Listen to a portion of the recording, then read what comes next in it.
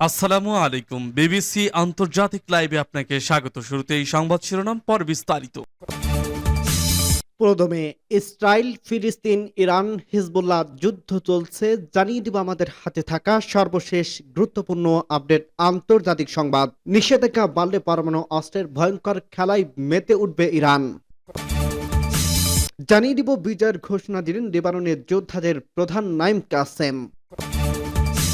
আরো জানিয়ে দিব রাশিয়ার পক্ষ নিয়ে উত্তর কোরিয়ার নেতা কিমের স্পষ্ট বার্তা। এবং আরো জানিয়ে দিব পারমাণবিক অস্ত্র উন্নত করার জন্য $140 বিলিয়ন খরচের পরিকল্পনা আমেরিকার। এদিকে রাশিয়া আবার পারমাণবিক পরীক্ষা শুরু করতে পারে, রুশ উপপররাষ্ট্রমন্ত্রীর ঘোষণা। সর্বশেষ জানিয়ে দেব গ্রেপ্তারি পরোয়ানা বাতিলের ইসরায়েলের আবেদন প্রত্যাখ্যান করতে হবে হেগের আদালতে করিম খানের বার্তা। শুনছিলেন সংবাদ শিরোনাম, এরপর বিস্তারিত। তার আগে অনুরোধ থাকবে, ভিডিওটি যদি ভালো লেগে থাকে ভিডিওটিতে একটি লাইক এবং কমেন্ট করে জানিয়ে দিন ভিডিও সম্পর্কে আপনার মূল্যবান মতামত, এবং আরো কমেন্ট করে জানিয়ে দিন ভিডিওটি আপনি কোথা থেকে দেখছেন এবং শুনছেন। নিষেধাজ্ঞা বাড়লে পরমাণু অস্ত্রের ভয়ঙ্কর খেলায় মেতে উঠবে ইরান। মধ্যপ্রাচ্যে পরমাণু শক্তিধর দেশ ইরান, দেশটির মিত্র বিভিন্ন গোষ্ঠীর হামলায় ইসরায়েলের ভয়াবহ চাপে রয়েছে। অন্যদিকে ইসরায়েলের মিত্র হিসেবে পাশে রয়েছে যুক্তরাষ্ট্র। দেশটির নবনির্বাচিত প্রেসিডেন্ট ডোনাল্ড ট্রাম্প প্রথম মেয়াদে দেশটির ওপর করা নিষেধাজ্ঞা আরোপের নীতি গ্রহণ করছিলেন। তিনি পুনরায় মার্কিন মসনদে বসতে চলছেন। এমন পরিস্থিতিতে নিষেধাজ্ঞা বাড়লে পরমাণু অস্ত্রের ভয়ঙ্কর খেলায় মেতে ওঠার ঘোষণা দিয়েছে ইরান। শুক্রবার 29 নভেম্বর আল জাজিরার এক প্রতিবেদনে এ তথ্য জানানো হয়েছে। জাতিসংঘের পরমাণু পর্যবেক্ষক সংস্থা জানিয়েছে, ইরান আন্তর্জাতিক পরমাণু শক্তি সংস্থা IAEA জানিয়েছে যে তারা ইউরেনিয়াম সমৃদ্ধ করার জন্য 6,000টির বেশি নতুন সেন্ট্রিফিউজ স্থাপনের পরিকল্পনা করছে। শুক্রবার জেনেভায় ব্রিটেন, ফ্রান্স, জার্মানির সঙ্গে পরমাণু কর্মসূচি নিয়ে বৈঠকের প্রস্তুতির মধ্যে এ তথ্য সামনে আসে। এতে উভয় পক্ষ নিজেদের মধ্যকার কূটনৈতিক আলোচনা চালিয়ে যেতে সম্মত হয়েছেন। গত সপ্তাহে ইরানের বিরুদ্ধে IAEA 35 রাষ্ট্রের বোর্ড অব গভর্নর্স একটি প্রস্তাব পাশ করছে। এর প্রতিক্রিয়ায় আরো অতিরিক্ত সেন্ট্রিফিউজ স্থাপনের ঘোষণা দিয়েছে তারা। ব্রিটেন, ফ্রান্স, জার্মানি এবং যুক্তরাষ্ট্রের অনুরোধে এই প্রস্তাব পাশ হয়েছে। ইরান এর আগে জাতিসংঘের পর্যবেক্ষক সংস্থার দাবির সম্মত হয়েছিল যে তারা উচ্চ সমৃদ্ধ ইউরেনিয়ামের মজুদ কেবলমাত্র 60% বিশুদ্ধতা পর্যন্ত সীমাবদ্ধ করবে, কেননা বোমা তৈরির জন্য ইউরেনিয়াম বিশুদ্ধতা 90%-এর নিচে রাখার প্রয়োজন হয়। IAEA এর তথ্য মতে ইরান নাতানস প্লান্টে IAEA-4 সেন্ট্রিফিউজের আরো অতিরিক্ত 18টি ক্যাসকেড স্থাপন করতে চায়, যার প্রতিটিতে 166টি মিশন থাকবে, যার ফলে ইউরেনিয়াম সমৃদ্ধকরণের গতি আরো বাড়বে, যা পারমাণবিক অস্ত্র বিস্তারের ঝুঁকি অনেকাংশই বাড়িয়ে তুলবে। IAEA এর বোর্ড অব গভর্নর্সের পাশ করা রেজলিউশন প্রতিক্রিয়া জানিয়েছে ইরান। দেশটির কর্মকর্তারা জানিয়েছে, নিষেধাজ্ঞা পুনর্বহাল করতে হলে তারা পারমাণবিক অস্ত্র তৈরির উপর নিজেদের আরোপিত নিষেধাজ্ঞা তুলে নিতে পারে।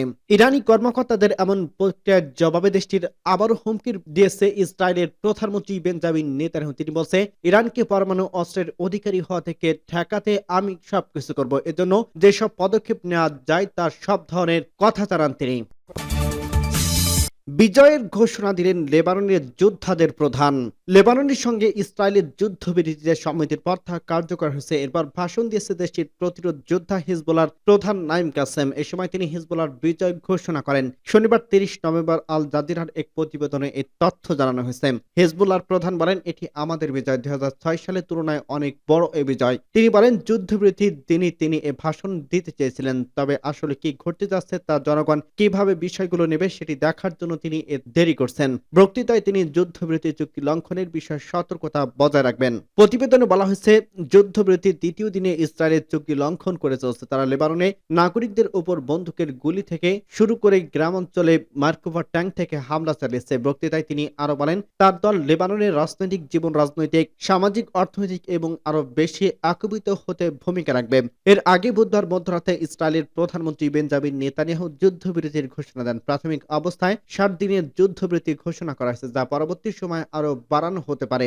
নেতানিয়াহু বলেন, নিরাপত্তা মন্ত্রিসভা যুদ্ধবিরতি চুক্তিতে সম্মতি জানিয়েছেন। তিনি হুঁশিয়ারি দিয়ে বলেন, হিজবুল্লাহ যদি চুক্তির শর্ত ভঙ্গ করে তাহলে ইসরায়েলে তাদের বিরুদ্ধে তাৎক্ষণিক ব্যবস্থা নেবে। চুক্তি অনুসারে আগামী 60 দিনের মধ্যে লেবানন থেকে ইসরায়েলে তাদের সব সেনা প্রত্যাহার করে নেবে। অন্যদিন হিজবুল্লাহ সীমান্ত থেকে সরে লিটানি নদীর অপর প্রান্তে সরে যাবে। এছাড়া তারা নতুন করে কোনো অবকাঠামো নির্মাণ বা নিজেদের পুনরায় অস্ত্রশস্ত্রে সজ্জিত করতে পারবে না।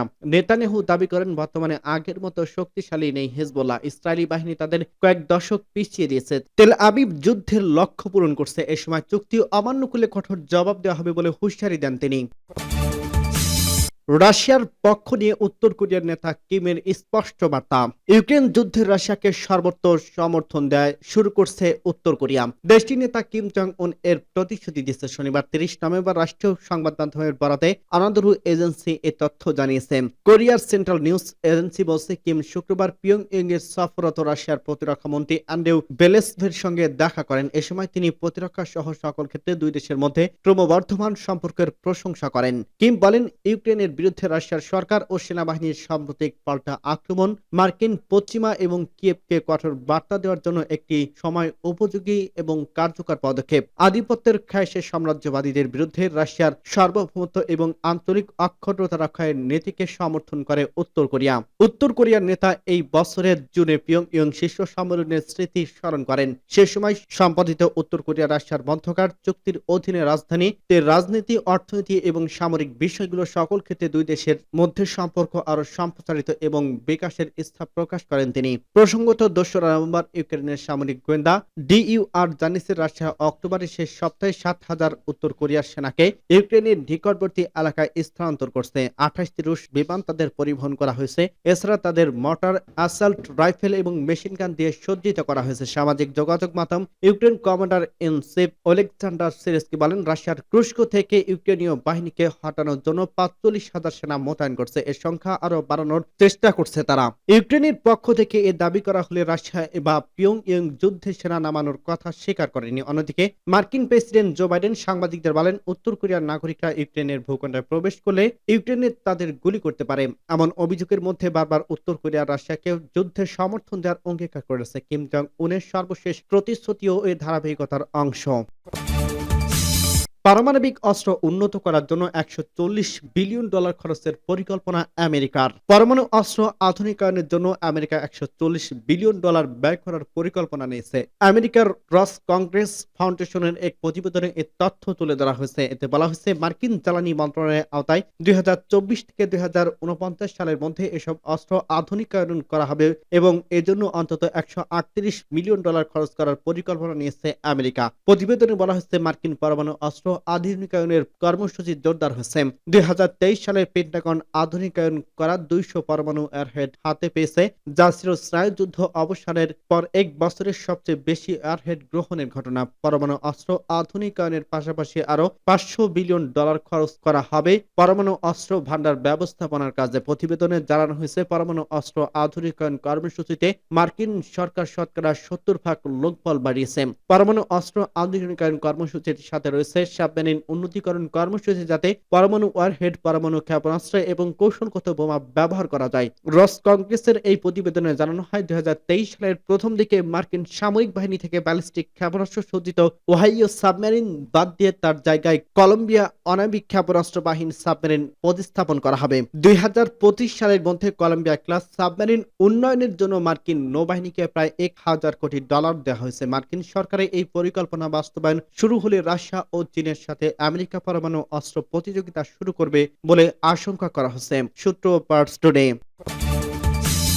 রাশিয়া আবার পারমাণবিক পরীক্ষা শুরু করতে পারে, রুশ উপপররাষ্ট্রমন্ত্রীর ঘোষণা। রাশিয়ার উপপররাষ্ট্রমন্ত্রী সের্গেই বেয়ারবাক বলছে, তার দেশ আবারও পরমাণু পরীক্ষা শুরু করতে পারে। সোভিয়েত ইউনিয়নের পতনের পর মস্কো আর পরমাণু পরীক্ষা চালিয়েছে। শনিবার বার্তা সংস্থা তাস বেয়ারবাকের কাছে জানতে চায়, মার্কিন সরকার পরমাণু কর্মসূচি জোরদার করছে, এর প্রতিক্রিয়ায় মস্কো ও পরমাণু পরীক্ষা চালাবে কিনা। জবাবে তিনি বলেন, বিষয়টি মস্কো এজেন্ডায় রয়েছে। বেয়ারকভ আরো বলেন, আমি শুধু বলবো, পরিস্থিতি বেশ জটিল। আমরাও সমস্ত দিক বিবেচনায় রাখছি। একটি প্রধান পারমাণবিক শক্তি হওয়া সত্ত্বেও আধুনিক রাশিয়া কখনো পরমাণু অস্ত্রের পরীক্ষা চালায়নি। 1990 সালে সোভিয়েত ইউনিয়নের পতনের আগে সর্বশেষ পরমাণু অস্ত্রের পরীক্ষা চালিয়েছে মস্কো। পারমাণবিক পরীক্ষা চালানোর বিষয়ে রাশিয়ার চেষ্টা স্থগিতাদেশ অনুসরণ করে আসছে। গতকাল আমেরিকার রস কংগ্রেস ফাউন্ডেশন জানিয়েছে মার্কিন সরকার পরমাণু অস্ত্র আধুনিকায়ন করার জন্য $140 বিলিয়ন খরচ করার পরিকল্পনা নিয়েছে। 2024 সাল থেকে 2049 সাল পর্যন্ত এর কর্মসূচি পরিচালিত হবে। আমেরিকা এই পরিকল্পনার কথা ফাঁস হওয়ার পর রুশ উপ-পররাষ্ট্রমন্ত্রী পরমাণু পরীক্ষা সম্পর্কে নিজেদের অবস্থান জানান দিল। সূত্র পার্স টুডে।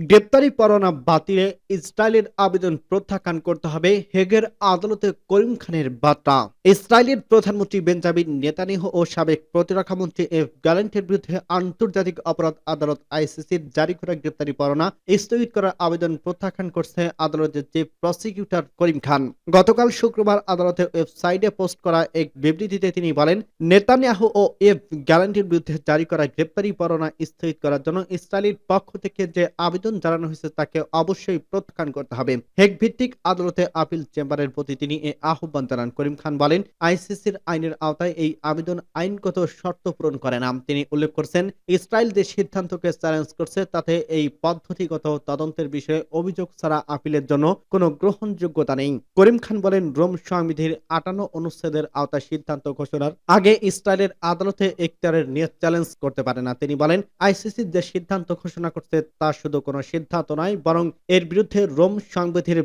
82 এর এক অনুচ্ছেদে অনুসরণে সরাসরি আপিল গ্রহণযোগ্য নয়। কোনো কারণেই ট্রায়াল চেম্বার থেকে ঘোষণা করা গ্রেপ্তারি পরোয়ানা বাতিল করার সুযোগ নেই। চলতি সপ্তাহের শুরুর দিকে ইসরায়েলের আপিল চেম্বারে একটি আপিল করার অভিযোগ করছে। আইসিসি তদন্ত এবং গ্রেপ্তারি পরোয়ানা প্রক্রিয়াগতভাবে ত্রুটিপূর্ণ ছিল। একই সাথে আপিল নিষ্পত্তির সময় গ্রেপ্তারি পরোয়ানা স্থগিত করার দাবি করছে তেল আবিব। গাজা উপত্যকায় যুদ্ধাপরাধ ও মানবতা বিরোধী অপরাধ